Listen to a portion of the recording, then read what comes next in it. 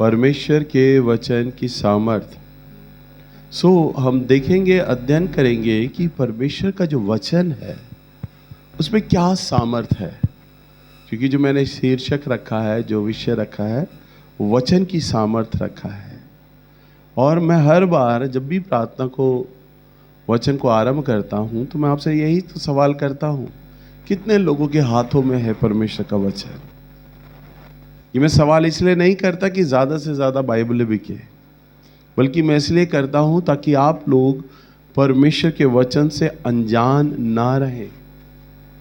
आपका ध्येय, आपका दृष्टिकोण एक मनुष्य के ऊपर ना हो, बल्कि आपका दृष्टिकोण, आपका ध्येय परमेश्वर के वचन पर आधारित हो। हालेलुया। बाइबल इस तरह से बताती है, परमेश्वर का वचन बताता है कि बिना विश्वास के परमेश्वर को प्रसन्न करना अनहोना है। क्या कहती है बाइबल? बिना विश्वास के परमेश्वर को प्रसन्न करना अनहोना है। जिन्हें परमेश्वर के पास आना है उन्हें विश्वास होना चाहिए। उन्हें विश्वास। अगर मैं आप लोगों से सवाल करूं, आप सब लोगों को विश्वास है? तो आप कहोगे हाँ भैया है। आप सब हाथ खड़ा करके बोलोगे हाँ मुझे तो है। परंतु जिस विश्वास के बारे में परमेश्वर का वचन बोलता है, अभी आप उस विश्वास के बारे में नहीं जानते। अगर हम देखें परमेश्वर का वचन, निकालिए रोमियो की पुस्तक नए नियम में से, और इसका 10 अध्याय और इसका 17 पद। विश्वास सुनने से और सुनना मसीह के वचन से होता है। देखिए परमेश्वर का वचन क्या कहता है। विश्वास सुनने से और सुनना मसीह के वचन से होता है। अभी मैं आपको क्या कह रहा था, अगर मैं आप लोगों से पूछूं कि भाई आप सब लोगों को विश्वास है, तो आप बोलेंगे हाँ भैया हमें तो विश्वास है। पर वो जो विश्वास, जिस विश्वास को आप समझ रहे हैं कि हाँ मुझे विश्वास है, वो विश्वास नहीं है। वो तो केवल एक भावना है। आपने फलाने से सुना, दूसरों से सुना कि भाई तेरी बीमारी है, तू आएगा, तेरी प्रार्थना होगी, हम भैया से प्रार्थना करा देंगे, तेल पानी ले आना, तू चंगा हो जाएगा। ये सुनकर आप आए हैं। ये सुनकर आए हैं कि भाई मेरी नौकरी नहीं थी, मेरा काम धंधा नहीं था, मैं जब से चर्च जाने लगा मेरे लिए प्रार्थना हुआ, तब से धन की समस्या मेरे जीवन से ठीक होने लग गई, तू भी आ जा। आप ये सुनकर आए हो। आपने परमेश्वर का वचन नहीं सुना, परंतु एक जीवित विश्वास को लाने के लिए, वो विश्वास जो परमेश्वर को चाहिए आपसे, जिस विश्वास में चमत्कार होता है, जिस विश्वास के द्वारा परमेश्वर से आप आशीष को प्राप्त कर सकते हैं, वह विश्वास तो परमेश्वर के वचन से आपको प्राप्त होता है। तो बाइबल कहती है रोमियो 10:17 में, विश्वास सुनने से, और सुनना क्या है आपको? मसीह का वचन। मैं तभी आप लोगों पर जोर देता हूं कि आप लोग परमेश्वर का वचन पढ़िए, परमेश्वर का वचन सुनिए। क्यों? क्योंकि मैं जानता हूं जब आप इसे पढ़ेंगे, बार बार पढ़ेंगे, जो आपके हाथों में परमेश्वर का वचन है, जब आप घर में इसे बार बार पढ़ेंगे, बार बार प्रभु का वचन को सुनेंगे, आपका विश्वास बढ़ेगा। आपका विश्वास क्या होगा? बढ़ेगा। विश्वास मजबूत होगा। और जब विश्वास बढ़ेगा, मजबूत होगा, आप परमेश्वर से वो तमाम चीजों को प्राप्त कर सकते हैं जिन बातों के विषय में परमेश्वर ने वचन में प्रतिज्ञा की है। हालेलुया। परमेश्वर ने बहुत सी प्रतिज्ञाएं की हैं वचन में, और मुख्य रूप से आप जितने भी लोग हैं ना, धन के विषय में जूझ रहे हैं, धन के बारे में, बीमारियों के बारे में, बंधुआई के बारे में, श्राप के बारे में, बीमारियों के बारे में, आप इन बातों को जूझ रहे हैं। अगर हम देखिए परमेश्वर का वचन इस बारे में क्या कहता है, निकालिए व्यवस्था विवरण की किताब पुराने नियम में से, इसका 28 अध्याय और इसका 1 पद। जब हम लोग प्रभु में नहीं थे, सुनिए ध्यान से, मैं ईसाई परिवार में जन्मा हूं। हमारी 12-13 पीढ़ियां ईसाई परिवार से है, सैकड़ों साल से हम ईसाई हैं।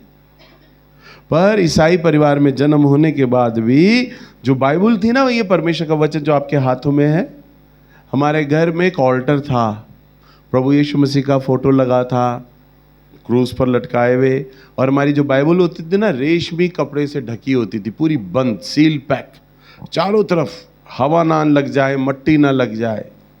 और रोज जब झाड़ा फूर की होती थी, डस्टिंग होती थी, बस उस बाइबल को लेके हम थपथपा दिया करते थे, बट्टी झाड़ दिया करते थे, फिर उसको सजा दिया करते थे, फिर रेशमी कपड़े से ढक दिया करते थे। हम ये कहते थे हमारी धार्मिक पुस्तक है ये, पर इसमें क्या लिखा है वो हमें नहीं मालूम होता था। हमने पढ़ा ही नहीं कभी उसे, न मैंने पढ़ा, न मेरे पिता ने पढ़ा, हमने पढ़ा ही नहीं उसे, न हमारे दादा ने पढ़ा। पर ईसाई थे हम, तो क्रिश्चियन परिवार में जन्मे थे। और ये जो रास्ते में निरंकारी के बाद ढका पड़ता है ना, ढका मेथोडिस्ट चर्च, वहाँ के हम लोग फाउंडर मेंबर थे। फाउंडर मेंबर का मतलब है तब वो ढका चर्च हमारे घर में लगा करता था। इतने पुराने मेंबर थे हम वहाँ के, उस चर्च के। इतना सब होने के बाद भी हम परमेश्वर की वो प्रतिज्ञाएं जो परमेश्वर अपने वचन में बोलता है, हम उसे नहीं जानते थे। हम गरीबी में थे, हम बहुत ज़्यादा श्रापित थे। एक श्राप नहीं था हमारे परिवार पर, कई तरह के श्राप चल रहे थे। क्योंकि जब व्यक्ति अंधकार में होता है ना, तो उसे मालूम नहीं होता मैंने क्या करना है, वो दूसरों से राय लेता है। हम भी दूसरों से राय लेते थे, अपने रिश्तेदारों से, वो भी ईसाई परिवार के, दूर दूर तक हमारे सारे क्रिश्चियन परिवार रिश्तेदार, हम उनसे राय लेते। तो वो बताते अरे फलाना एक झाड़ा फूकी वाला है, एक तांत्रिक है, उसके पास चलो। हमारे रिश्तेदार वो भी ईसाई, परंतु वो हमें किसका एड्रेस देते? तांत्रिक का, किसी बाबा का, किसी मौलवी का, किसी पंडित का हमें एड्रेस देते। हमारे जीवन पे प्रभु की अनाज्ञाकारिता के चलते हम प्रभु का वचन नहीं जानते थे। हम वो गलतियां करते जा रहे थे जिनसे परमेश्वर का आत्मा दुखी होता है, शोकित होता है, और उस कारण से हमारे जीवन पर श्राप पे श्राप, श्राप पे श्राप, श्राप पे श्राप आता जा रहा था। समझ पा रहे हैं आप लोग? इसलिए प्रभु का वचन जानना जरूरी है। अभी थोड़े दिन पहले मैं कार लेकर जा रहा था राजपुर रोड से, तो राजपुर रोड से जब जाओ तो टी पॉइंट आता है, बत्ती आती है वहाँ पर। पहले वो जो बत्ती थी ना फ्री थी, लेफ्ट साइड की बत्ती फ्री थी, ग्रीन। तो मैंने कार ली, घुमा दी मैंने, मुझे तो पता था कई सालों से मैं जा रहा हूँ, फ्री होती थी। मैंने घुमा दी काट के, जैसी काटी आगे पुलिस वाले खड़े हुए थे। पुलिस वालों ने मेरा चालान काट दिया, गाड़ी रोक दी। मैंने कहा भाई गाड़ी क्यों रोकी? कह रहे जी आपने रेड लाइट जम किया है। मैंने कहा रेड लाइट कहाँ से जम किया, कई सालों से कर रहा हूँ, फ्री है ये बत्ती। तो कहते हैं कि भाई साहब अभी थोड़े दिन से है ना रेड लाइट हो गई, हमें भी पता था फ्री है, हम तभी तो खड़े होते हैं, सारे फ्री वाले यहीं से आते हैं। फिर कहते हैं कि आपको नहीं पता ना, अब थोड़े दिन से भी ये रेड लाइट हो गई है। मैंने कहा इसका सिग्नल तो आया नहीं रेड लाइट का। कह रहे आपने ध्यान नहीं दिया होगा, 5 सेकंड के लिए जलता है वो बस। मैंने कहा अपने को तो आदत थी, फ्री है। तो नियम नहीं मालूम सरकार का, उल्लंघन कर दिया, पर उन्होंने रियायत नहीं बरती, चालान काट दिया। परमेश्वर भी ऐसे ही है, अगर उसका नियम नहीं जानोगे, चाहे जानो या ना जानो, उल्लंघन किया ना आपने, तो आपका चालान कटना ही कटना है। हालेलुया। आप प्रभु को जानो या ना जानो, आप ये सोचो ना नहीं मैं चर्च नहीं आऊँगा, मैं बाइबल का वचन नहीं सुनूंगा, प्रभु के बारे में नहीं सुनूंगा, तो मुझे कुछ पता ही नहीं चलेगा, कोई बंधुआई नहीं आएगी, श्राप नहीं आएगा। अरे आना ही आना है आपको, क्योंकि आप परमेश्वर को जानते ही नहीं, उसके नियम को नहीं जानते, उसके कानून को नहीं जानते। जब आप उसके नियम कानून का उल्लंघन कर रहे हैं तो बंधुआई और श्राप तो आएगा। हमारे जीवन पर भी आ रहा था। इसलिए नहीं कि हम ईसाई परिवार से जन्मे हैं। अगर मैं या मेरा परिवार हम किसी और धर्म के भी होते ना, तो भी क्योंकि हम परमेश्वर का वचन नहीं जानते थे, तो हमारे ऊपर बंधुआई और श्राप तो बना रहता। हालेलुया। और तब एक पादरी साहब आए, पादरी हेनरी संडे, वो हमारे घर पर आने लगे। उन्हें पता चला ढका चर्च के ऐसे फाउंडर मेंबर हैं जो सबसे पुराने हैं, और हमारे ढका चर्च का हर एक मेंबर बेंजामिन फैमिली को जानता है, पर ये परिवार कभी चर्च नहीं आता। उन्होंने हमारे घर में आकर विजिट देना शुरू कर दिया, हमारे घर में आना शुरू कर दिया, और ये वाला वचन हमें पढ़ पढ़ कर सुनाने लग गए। प्रतिदिन ये वचन पढ़ते, इसका मीनिंग समझाते और हमें बताते। हमारे घर में बहुत ज़्यादा गरीबी थी, बहुत ज़्यादा, हद से ज़्यादा। शायद मेरी कलीसिया में ऐसा कोई परिवार नहीं है जो इतनी गरीबी जूझ रहा हो। मैं गारंटी से बोलता हूँ, जो गरीबी हमने झेली, बहुत तंगी हालत, एक एक रुपए के लिए मोहताज, कपड़ा पहनने को नहीं होता था। हमारे घर में 2-2 दिन से रोटी नहीं बनती थी। हम तीनों भाई बहन छोटे हुआ करते थे, रोटी नहीं बनती थी। और कभी अगर रोटी बनती थी तो मालूम है हम क्या खाना खाते थे? ब्रेड लाते थे और टमाटर लाते थे और वो काट के स्लाइस बना के वो खाते थे, क्योंकि तेल खरीदने के पैसे नहीं होते थे, नमक लाने के पैसे नहीं होते थे, दाल खरीदने के पैसे नहीं होते थे, सब्जी खरीदने के पैसे नहीं होते थे। सारा किचन के डब्बे खाली होते थे, कुछ होता ही नहीं था हमारे घर में। आज तो कोई आदमी मुझे बोलता ना, भैया मैं बहुत गरीबी में झेल रहा हूँ, आप आ जाओ मेरे लिए प्रार्थना करो, तो मैं जाता हूँ ना तो उनके घर में सारे मालपुए खाने को मिलते हैं। मुझे तो कहीं से वो गरीब दिखाई नहीं देता। हाँ, कोई टमाटर काट के स्लाइस दे मुझे जैसे हमने खाए थे तो मुझे याद आया कि अच्छा ये गरीबी झेल रहा है, इसके घर में तो तेल भी नहीं है पकाने को। इतनी हमने गरीबी झेली, और ये कुछ दिन नहीं झेली हमने, कई साल तक ये गरीबी झेली हमने, बहुत साल। और तब आकर वो प्रभु का वचन बढ़ाते थे, और यहाँ पर हमें जब वो सिखाते थे, जो आज मैं ये वचन आपको सिखा रहा हूँ, लिखा है व्यवस्था विवरण की किताब, इसका 28 अध्याय और इसका पहले पद से पढ़ो बेटा। यदि तू अपने परमेश्वर यहोवा की सब आज्ञाएं जो आज मैं तुझे सुनाता हूँ चौकसी से पूरा करने को चित्त लगाकर उसकी सुने, तो वह तुझे पृथ्वी की सब जातियों में श्रेष्ठ करेगा। हाँ, यदि तू अपने परमेश्वर की सब आज्ञाएं, बोलिए सब आज्ञाएं, सब आज्ञाएं। हाँ, अब देखना सुनना क्या क्या आज्ञा आ रही है। लिखा है सब आज्ञाएं आज मैं तुझे सुनाता हूं। तो आगे क्या लिखा है? तो वह तुझे चौकसी से पूरा करने को चित्त लगाकर उसकी सुने। किस लिए सुनना है आपको बताइए? कैसे आपके जीवन से श्राप और बंधुआइयां जाएंगे? कैसे आप प्रभु की आशीष को पाओगे? जब वो हमें वचन सुनाते थे ना, बड़ा कान खोल के ध्यान से सुनते थे। क्या लिखा है, क्या बोल रहे हैं ये? लिखा है सुनो जो मैं बोल रहा हूं, जो आज्ञाएं आज मैं तुझे सुनाता हूं चौकसी से पूरा करने को चित्त लगाकर अगर तू सुने। किस लिए सुने? पूरा करने को। किस लिए? पूरा करने को। हमारे पापा जब हमें बुलाते थे ना, मुझे या मेरे भाई को आवाज देते थे, नीलू इधर आ। अब मैं आता था, कान खोल के सुन मैं क्या कहने जा रहा हूं। उनका डायलॉग था, हम दोनों भाइयों को ऐसे ही बोलते थे, हम बड़े कान खोल के सुन लेते थे। आमोस भैया कहते हैं हाथी के समान कान खोल देते थे। हाथी के बड़े बड़े कान होते हैं ना, तो हम सुनते थे। हाँ पापा बोलो। अब वो बोलते थे आधा किलो मसूर की दाल, ये आटा, ये चीनी, ये पत्ती, ये चीज़ें सही एक साथ बोलते थे। हम सुनते थे बड़े ध्यान से, अच्छा ठीक है। पैसे देते थे और चले जाते थे, और सारा एक्यूरेट सामान ले आना, कुछ नहीं भूलना। एक ही बार बोलते थे। वो कहते थे मैं एक ही बार बोलूँगा, ध्यान से सुन। और नहीं सुनते थे ना, है पापा क्या बोल रहे थे, फिर पिटाई हो जाती थी। इसलिए बड़ा ध्यान से सुनते थे, पिटाई होने वाली है, ध्यान से सुनो क्या बोल रहे हैं वो। एक ही बार निकलेगा मुंह से, इसलिए सुन लो। हालेलुया। और मेरी औलाद, मेरा बेटा शान, मैं उसे बोलता हूँ बेटा नीचे हमारे अपार्टमेंट के नीचे दुकान है, बेटा आधा किलो राजमा लिया। अब वो जाता है नीचे, अब वो जाके भूल जाता है दुकानदार के पास जाके, फिर फोन करता है, पापा क्या बोल रहे थे आप मुझे। हालेलुया। नीचे जाते जाते भूल जाता है वो क्या बोल रहे थे। फिर मैं उसे राजमा बताता हूँ, फिर वो दुकानदार को बोलता है। हालेलुया। और परमेश्वर हमारा है ना ऐसे ही है, हमारे पिता की तरह। एक ही बार बोलूंगा, सुन लो उसको। लिखा है किस लिए? चौकसी से पूरा करने को। किस लिए? चित्त लगाकर। अब जब मैं आपके सामने वचन को प्रचार कर रहा हूं ना, तो आपका पूरा ध्यान है ना मेरे शब्दों पे आ जाना चाहिए।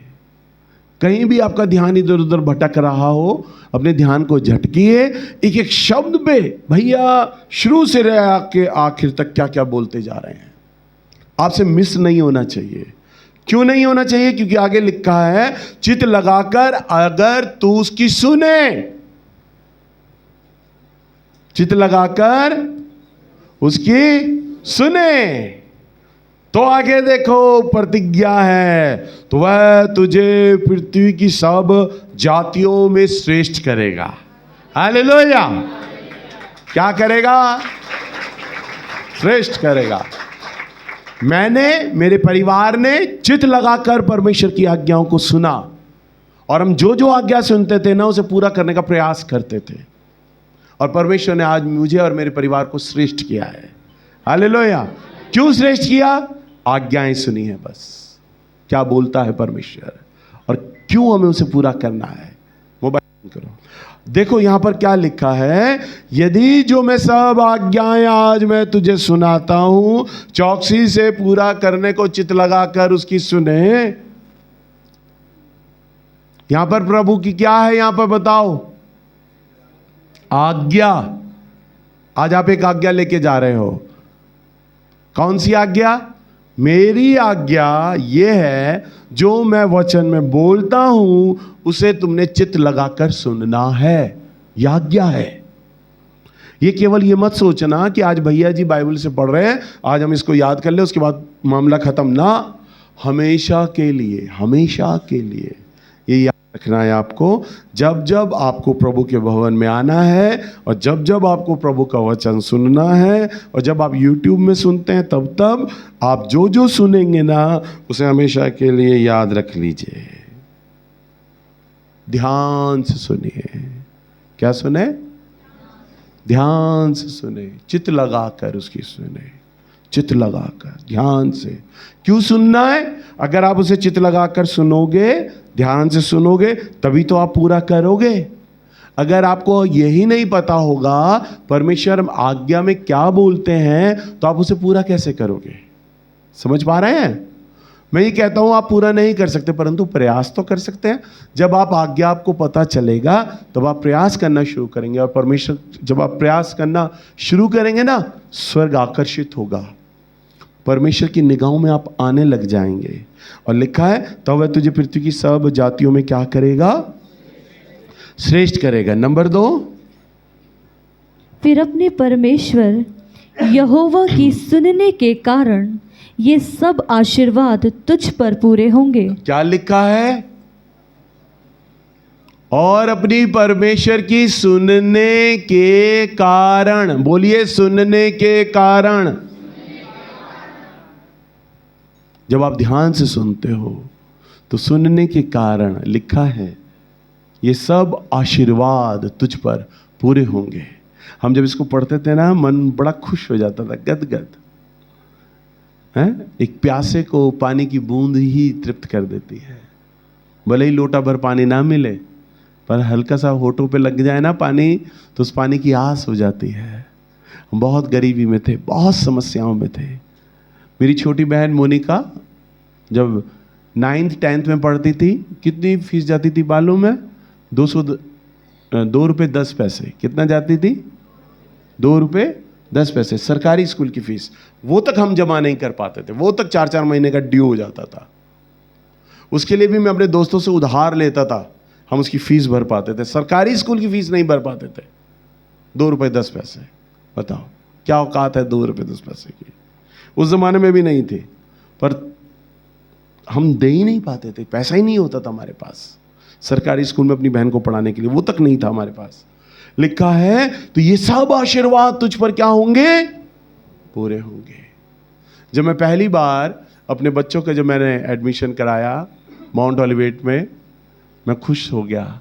और जब मैंने अपनी लड़की का दिल्ली के अच्छे टॉप स्कूल में, क्वीन मेरी में, जब मैंने अपनी बेटी का एडमिशन कराया ना, जब मेरी बेटी का एडमिशन हो गया, मैं सच बता दूं, मैं बहुत रोया था। मैं स्कूल में बैठ के बहुत, मैंने प्रभु को धन्यवाद देता था। प्रभु, इतने रईस लोग आते हैं, पढ़े लिखे लोग आते हैं, इतनी महंगी फीस है प्रभु। उस ज़माने में मैंने अपनी बच्ची की परी की 45,000 रुपये फीस जमा कराई थी नर्सरी में। मैंने कहा, प्रभु आज आपने मेरी हैसियत बनाई है, ये औकात बनाई है कि मैं इतने अच्छे स्कूल में अपनी बच्ची का एडमिशन करा पाया हूँ प्रभु जी। हालेलुया। लिखा है ये सब आशीर्वाद तुझ पे पूरे होंगे। एक जमाना था हम अपनी बहन की स्कूल की फीस नहीं दे पा रहे थे, वो भी सरकारी स्कूल की, और आज एक स्कूल ऐसा है जो दिल्ली के टॉप स्कूलों में माना जाता है, उस स्कूल का फीस मैं बड़े आराम से दे पा रहा हूं। हालेलुया। कैसे? ये सब आशीर्वाद तुझ पे पूरे होंगे। अरे मेरे परमेश्वर का जो वचन है ना, एक एक बिंदु, एक एक मात्रा पूरा होता है, फुलफिल होता है, जो उसके वचन को आदर देता है। आपने अगर अपने जीवन में परमेश्वर के वचन को आदर दिया, यह हो नहीं सकता कि आपके जीवन से समस्याएं ना चली जाए, गरीबी ना चला जाए। आपके सामने जीवित एग्जाम्पल हूं मैं क्यों बार बार आपके नाम अपने बारे में बताता हूं? क्यों? क्योंकि आपको ये पता चले ये एक एग्जाम्पल है हमारे सामने, ये उदाहरण है, परमेश्वर ने ऐसा किया है। जब इसके जीवन में किया है, मेरे जीवन में भी करेगा। आगे 7वें पद में क्या लिखा है? यहोवा ऐसा करेगा कि तेरे शत्रु जो तुझ पर चढ़ाई करेंगे वे तुझ से हार जाएंगे। वे तुझसे हार जाएंगे। देखो कितना सुंदर पद है। जो शत्रु तुझ पर चढ़ाई करेंगे वे तुझसे हार जाएंगे। आपके कर्जदार, आप घर से बाहर निकलते हैं, मेरा कर्जदार, इसका कर्जा देना है, वो कहीं मिल ना जाए, नहीं तो सुनाएगा है। पड़ोसी आपको तंग करते हैं, रिश्तेदार आपको दबाते हैं, क्योंकि आप पैसों में अच्छे नहीं हैं, इसलिए आपकी इज्जत नहीं होती है। वे सब शत्रु हो गए हैं आपके। शत्रु का मतलब ये नहीं कि कोई आकर आपको पीटे तो ही वो शत्रु है, वो सब शत्रु हो गए हैं। परमेश्वर कहता है वो शत्रु तुझ पर चढ़ाई करेंगे, परंतु वे तेरे सामने 7 मार्गों से भाग जाएंगे। हालेलुया। एक और वचन निकालिए, अभी थोड़े दिन पहले ही मैंने वचन पढ़ा, इतना सुंदर वचन है ये। निकालिए यशायाह की पुस्तक। लेटे लेटे मैं ये वचन को पढ़ रहा था, और जैसे ही मेरी आंखें इस वचन पर पड़ी ना, मैं रो पड़ा बुरी तरह। मुझे सारा अपना पिछला पास्ट याद आ गया। प्रभु मेरे साथ खड़ा है। यशायाह की पुस्तक 41 अध्याय। मुझे ऐसे ही याद आया कि वो ही मेरे पुराने दिन जब मेरा परमेश्वर मेरे साथ खड़ा, और आज भी मेरे साथ खड़ा है। हाँ, जो तुझ से लड़ते हैं उन्हें ढूंढने पर भी तू ना पाएगा। हाँ, जो तुझसे लड़ते हैं उन्हें ढूंढने पर भी तू ना उन्हें पाएगा। जो तुझसे युद्ध करते हैं हाँ, वे नष्ट होकर मिट जाएंगे। वे नष्ट होकर मिट जाएंगे जो तुझसे युद्ध करना चाहेंगे। क्योंकि मैं तेरा परमेश्वर, क्योंकि मैं तेरा परमेश्वर यहोवा तेरा दाहिना हाथ पकड़ कर कहूंगा, तेरा दाहिना हाथ पकड़कर मैं तुझसे कहूंगा, मत डर, मत डर, मैं तेरी सहायता करूंगा। मैं तेरी सहायता करूंगा। हालेलुया। बिल्कुल मुझे पढ़ते वक्त ऐसा महसूस हुआ कि वास्तव में परमेश्वर ने आज भी मेरा दाहिना हाथ पकड़ा हुआ है। आज भी वो मुझे बहेलियों के जाल से बचाता है। आज भी वो मेरे शत्रुओं से मुझे बचा रहा है, और मुझसे बार बार प्रतिदिन मुझसे मेरा परमेश्वर यूं बोलता है, मत डर, मैं तेरी सहायता करूंगा। हालेलुया। सो हम फिर से वापस अपने वचन में चलते हैं जो भी हम पढ़ रहे थे। 7वां पद पढ़ो बेटा। यहोवा ऐसा करेगा कि तेरे शत्रु जो तुझ पर चढ़ाई करेंगे वे तुझ से हार जाएंगे। वे एक मार्ग से तुझ पर चढ़ाई करेंगे, परंतु तेरे सामने से 7 मार्गों से होकर भाग जाएंगे। हाँ, देखो क्या कहता है। तेरे खत्तों पर जितने कामों में, बोलिए जितने कामों में आप नौकरी करें, व्यापार करें, दूसरा व्यापार करें, तीसरा व्यापार करें, प्रभु ये नहीं कहता मैं तुझे सिर्फ तेरी नौकरी पर आशीष दूंगा, तेरे काम पर आशीष दूंगा। प्रभु कहता है तेरे खत्तों पर जितने कामों में तू हाथ लगा देगा, खोल देगा, सिर्फ शुरू कर देगा, परमेश्वर कहता हूं उन सबों पर यहोवा तुझे आशीष देगा। हालेलुया। और क्या लिखता है? इसलिए जो तेरा परमेश्वर यहोवा तुझे देश, तेरा यहोवा परमेश्वर तुझे देता है, वह तुझे आशीष देगा। हालेलुया। जब हम गरीबी में थे ना, तो पापा जब तांत्रिकों के पास जाते थे ज्योतिषियों के पास जाते, कोई ज्योतिष बोलता जी आपको लोहा रास नहीं आएगा, लोहा का काम मत करो, कपड़े का करो। पापा ने कपड़े का शुरू कर दिया, कपड़े का काम भी नहीं चलता। कोई बोलता जी लकड़ का कर लो, फलाना कर लो, नौकरी कर लो, ये कर लो। काम पे काम, काम पे काम मेरे पापा बदलते रहे, पर किसी काम में सफल नहीं हुए। क्यों नहीं हुए? क्योंकि श्राप था, बंधन था, हम नहीं जानते थे। हम परमेश्वर की आज्ञा का उल्लंघन किए हुए हैं। परंतु हमारा परमेश्वर तो कहता है बेटा चाहे तू लोहे का काम करना, चाहे तू लकड़ का काम करना, चाहे कपड़े का काम करना, चाहे प्लास्टिक का काम करना, चाहे तू नौकरी करना, कोई भी जो जिसमें तेरा मन लगे तू वो काम करना, तेरा परमेश्वर तो तुझे बस आशीष देगा। हालेलुया, तुझे आशीष देगा। और आगे क्या कहता है 12वां पद? यहोवा तेरे लिए अपने आकाश रूपी उत्तम भंडार को खोलकर तेरी भूमि पर समय पर मेह बरसाया करेगा और तेरे सारे कामों पर आशीष देगा। हाँ, यहोवा क्या करेगा? आकाश रूपी उत्तम भंडार को खोल देगा और तेरी भूमि पर समय पर मेह बरसाएगा। पहले के लोगों का काम धंधा जो मुख्य रूप से होता था ना, वो किसान का होता था। इसलिए परमेश्वर ये किसान का उदाहरण देकर बता रहा है।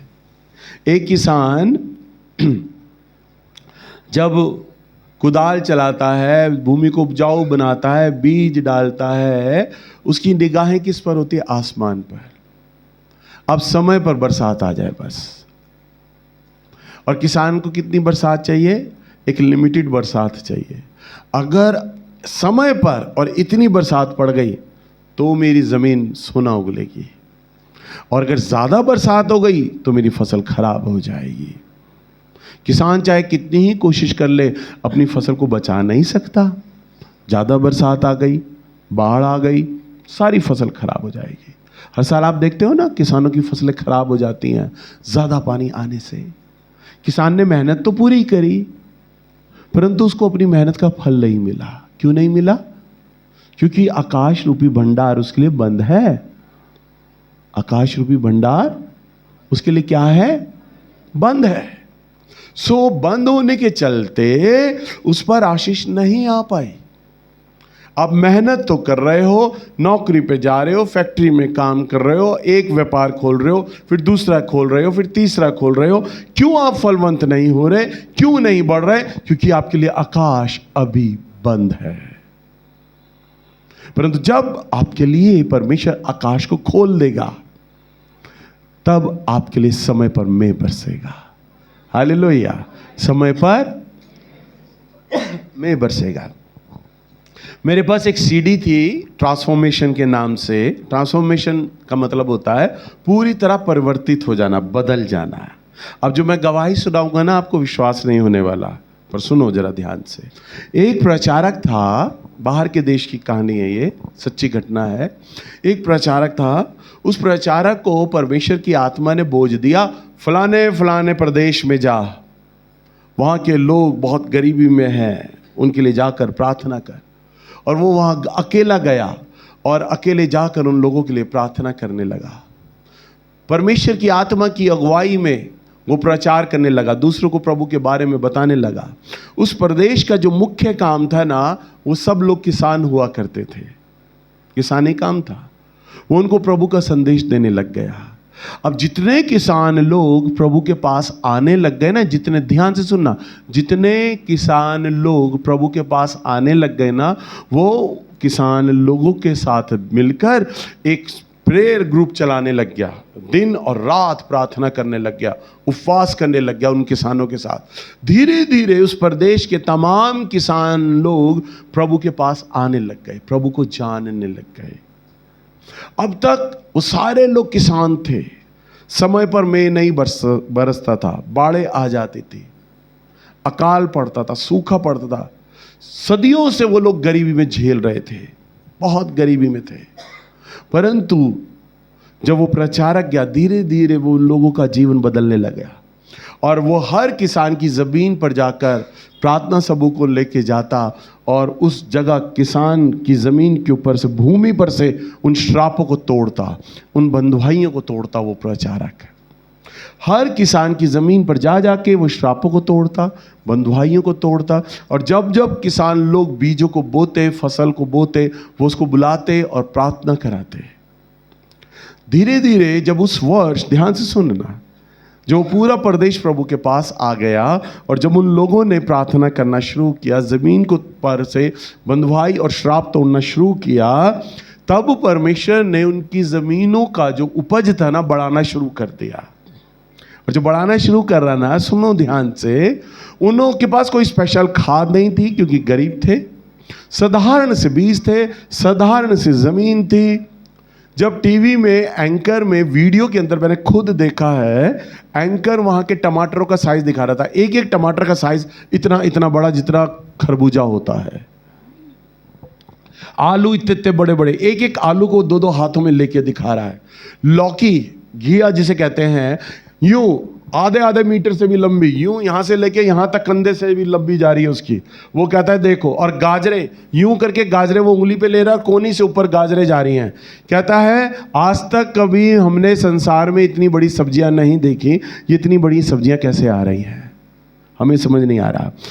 बाहर के देशों को पता चला, यूएस, अमेरिका को, आपका इंग्लैंड को, बड़ी बड़ी कंट्रियों को पता चला। उनके वैज्ञानिक आ गए उस जगह पर। उन्होंने मिट्टी की जांच करी, पानी की जांच करी, खाद की जांच करी। उनसे पूछा आप कैसे सब्जियां उगाते हैं। उनको पाया कि इनसे अच्छी ज़मीन, पानी और खाद तो हमारे देशों में है, पर हमारे देश में इतनी अच्छी फसल नहीं हो पा रही जितनी फसल इस प्रदेश में हो रही है। हालेलुया। और उन्होंने पाया कि सबसे ताकतवर सब्जी इस जगह की है। हर तरह के विटामिन, मिनरल्स इस सब्जी में मिल रहे हैं। बनाने के बाद वो सब्जी बहुत ही ज़्यादा स्वादिष्ट बनती। कहती संसार में इतनी स्वादिष्ट सब्जियां नहीं हैं, इतनी स्वादिष्ट, इतनी ताकतवर सब्जियां नहीं है, आकार में इतनी बड़ी नहीं है। क्यों नहीं है? क्योंकि परमेश्वर हमारा यूं बोलता है, और मैं तेरा परमेश्वर आकाश रूपी भंडार को खोल दूंगा और समय पर मैं बरसाऊंगा और मैं तुझे फलवंत करूंगा, मैं तुझे आशीषित करूंगा। यह है हमारे परमेश्वर की आशीष। परमेश्वर जब अपनी आशीष किसी व्यक्ति को देता है ना, तो उस आशीष के साथ परिचय देता है, ये मेरी ओर से है मेरे बच्चों। तब सामने वाले की बल बुद्धि बंद हो जाती है। वो ये नहीं कह पाता, ये जो चीज़ें मैंने कमाई है ना, अपनी बल बुद्धि से कमाई थी, अपनी मेहनत से मैंने कमाई थी, अपनी योग्यता से कमाई थी। प्रभु जब आशीष देता है ना, सामने वाले को चुप करा देता है। मैंने क्यों बोला, जब मैं अपनी बेटी का नर्सरी में एडमिशन कराया, मैं स्कूल पे रिसेप्शन पे बैठ के बहुत फूट फूट कर बच्चों की तरह रोया। क्यों? क्योंकि परमेश्वर ने मेरी बल बुद्धि को बंद कर दिया। प्रभु ने कहा देख, तेरा परमेश्वर यहोवा तुझे आशीष देता है। एक समय था जब तू अपनी बहन की सरकारी स्कूल का फीस नहीं दे पा रहा था, और एक समय यह है जितने महंगे स्कूल में तू अपनी बेटी को पढ़ाने जा रहा है। हालेलुया। ये मैंने प्रभु को धन्यवाद दिया। अगर एक मैं नॉर्मल से स्कूल में पढ़ाने को देता अपनी बच्ची की फीस, तो क्या होता? मैं सोचता आज मेरे पास इतना पैसा आ रहा है ना, इसलिए मैंने कर पा रहा हूं, और प्रभु की आशीष आ गई इसलिए कर पा रहा हूं। परंतु परमेश्वर जब काम करते हैं ना, तो सामने वाले को चुप करा देते हैं, मौन करा देते हैं। उसने पूरे प्रदेश को मौन करा दिया। तुम्हारा परमेश्वर यहोवा मैं हूं। तुम सब्जियां उगाते थे, मेहनत करते थे, बीज डालते थे, खाद डालते थे, पर ये सब्जियां कभी नहीं उगती थी, और इतनी बड़ी तो तुमने कभी कल्पना भी नहीं करी थी। परंतु ये परमेश्वर यहोवा जब तुम्हें आशीष दिया ना, तो तुम्हारी सब्जियों का स्वाद और आकार बदल गया। हालेलुया। सो जब आप परमेश्वर के वचन का आदर देते हैं, मेरा वचन अभी बहुत अधूरा रह गया, पर जब आप प्रभु के वचन का आदर करते हैं, उसे इज्जत देते हैं, उसे बार बार पढ़ते हैं, और खाली पढ़ना नहीं, जब आप उसको सुनकर उसका पालन करते हैं। क्या करते हैं? पालन करते हैं। ये पालन करना है ना, यही कठिन है, पर इसको करना, सामने वाले कोई भी बोले, लोग कोई भी बोले, आपकी बुद्धि कोई भी बोले, ऐसा हो ही नहीं सकता।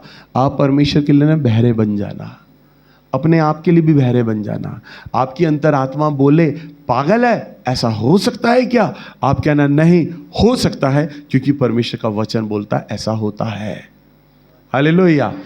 क्यों? क्योंकि ये विश्वास होता है। लिखा है रोमियो 10:17 में, सो विश्वास सुनने से, और सुनना क्या होता है? मसीह का वचन। जब आप परमेश्वर का वचन पढ़ते हैं तो आप दिखने वाली चीजों पे मन नहीं लगाते, बल्कि ना दिखने वाली चीजों पे मन लगाते हैं। हालेलुया। प्रभु है? बोलिए, प्रभु है क्या? है। किसी ने देखा? नहीं देखा, पर विश्वास करते हो कि है। ऐसे ही उसकी प्रतिज्ञाएं फलवंत होती हैं, उसकी आशीषें हैं। उसकी आशीषें अभी आपको दिखाई नहीं दे रही, पर जब आप विश्वास करेंगे ना, तो प्रकट रूप में वह आशीषें आपके जीवन पर दिखाई देने लग जाएंगी। हालेलुया।